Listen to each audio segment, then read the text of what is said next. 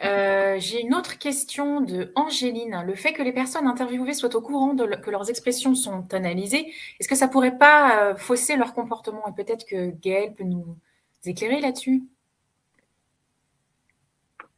Gaëlle, Gaëlle Demetel. J'avais désactivé mon son, pardon. Non, en fait, ça biaise pas dès lors que on passe les premières minutes. Très rapidement, les gens oublient en fait tout simplement qu'ils sont filmés. Et c'est aussi justement le rôle de la personne qui est en train de les interviewer de leur faire oublier ça.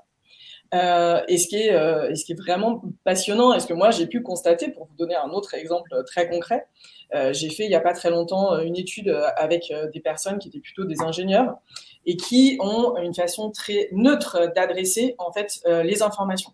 Ils étaient tous vraiment extrêmement neutres, et j'avais une seule personne dans l'équipe qui elle était plutôt sur la partie administration de compte et qui était hyper volubile, etc. Bah, malgré tout, c'est incroyable, mais en fait, vous avez une tagline sur le bas qui va vous montrer si ce que la personne dit est positif ou négatif. Et même sur un ton ultra neutre, et avec un visage assez neutre, l'outil était capable de dire là, c'est négatif ce que la personne est en train de dire. Et là, c'est positif. Et effectivement, c'est sur l'intonation de la voix que ça s'est joué. Et même sur des profils hyper subtils comme cette typologie d'utilisateur, ça a donné des résultats incroyables, quoi. Donc, non, vraiment, ce qu'il faut comprendre, c'est que quand on passe un test utilisateur, les premières minutes sont hyper importantes, et c'est là où il faut mettre les gens en confiance. Ça se joue dans les mêmes premières secondes, j'ai envie de dire. Il y a des techniques justement pour qu'on puisse mettre ça en place. Mais vraiment, très rapidement, les gens oublient et donc ne sont pas perturbés ou biaisés par cette fonction, en fait. Oui, Et du coup, vas-y.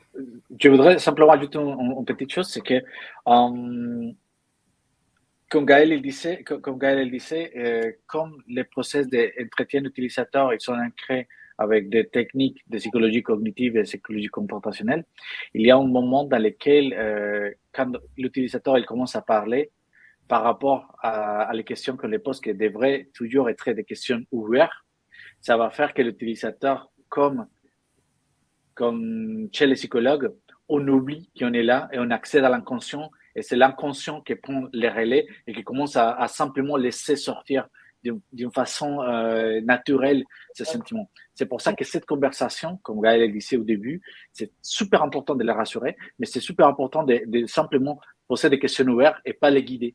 De poser des questions comme pourquoi vous sentez ça, qu'est-ce que vous pensez, qu'est-ce que vous ferez pour faire mieux, tu vois, c'est une des choses qui va faire que l'utilisateur il parle.